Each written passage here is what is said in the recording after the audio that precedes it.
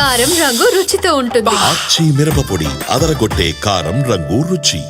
రాష్ట్రంలో కొన్ని వర్గాలపై జరుగుతున్న దాడుల్ని ఆపాల్సిన ప్రభుత్వం విపక్షంపై నిందలు వేస్తుందని ఆరోపించారు వైసీపీ ముఖ్య నేత సజ్జల రామకృష్ణారెడ్డి.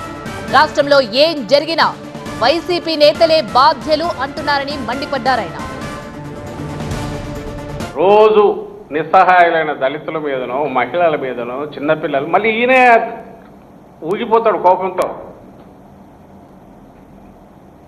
గంజాయి ఎఫెక్ట్తో ఇదే అయిపోతుంది, బాలికల మీద నేను సహించను తాట తీస్తా అంటాడు. స్వామి నువ్వు ఉండేది ఆ చైర్లో ఉన్నావు, మేము అడగాల, ప్రజలు అడగాల, సివిల్ సొసైటీ అడగాల ఏం చేస్తున్నావు బాబు అని. నువ్వు ఫాలో అప్ ఏం చేసావు ఒకటి చూపించు. మీ పాలనలో దీనివల్ల మీరు పూర్తి పోలీస్ సిస్టమ్ వ్యవస్థనే లా అండ్ ఆర్డర్ని ఎన్ఫోర్స్ చేయాల్సిన పోలీస్ వ్యవస్థను కంప్లీట్ కాళ్ళ కింద తొక్కి పట్టి మీ మాట వినే వాళ్ళని ఎంకరేజ్ చేసి వాళ్ళకు అన్ని అపరిమితమైన అధికారాలు ఇచ్చి ఎవరి మీద వదిలేరు అంటే ప్రతిపక్షం మీద, ప్రతిపక్ష నాయకుల మీద, కార్యకర్తల మీద, నిస్సహాయులైన ప్రజల మీద. దాని ఫలితం ఏడాది తిరిగేసరికి ఇప్పుడు కనిపిస్తుంది. లిక్కర్ స్కామ్ జరగకుండానే అరెస్టులు చేస్తున్నారని విమర్శించారు సజ్జల. అసలు ఆ కేసు సృష్టించడమే పెద్ద కుంభకోణమన్నారు.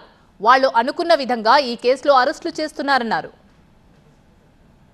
అసలు ఈ నెల రోజులుగా చూస్తే కథలుగా అదేది ఆ స్కామ్ అని చెప్పి ఒక లిక్కర్ లేని స్కామ్ను, అసలు ఆ లిక్కర్ స్కామ్ అని అదొక కాన్స్పిరసీ అని ఆయన అంటే, అది స్కామ్ లాగా ఒక కథ తయారు వేయడమే పెద్ద కాన్స్పిరసీ, అదే పెద్ద స్కామ్ ఆయన చేస్తున్నది. మీరు బాగా గమనిస్తే ఆ బేతాళ కథ, విక్రమార్క కథ అది ఎక్కడ మొదలై ఎక్కడికి పోతుందో ఈటీవీ సీరియల్ లాగా అసలు ఎవడు కామన్ సెన్స్ తలకాయ ఉంటాడు. మధ్యలో ఒకసారి మీ అందరు గమనించారు 375 కోట్ల పేజీలు ఏదో అంతేనా, 375 కోట్ల పేజీల మొత్తం కంటెంట్ అంతా ఎరేజ్ చేసేసినారు.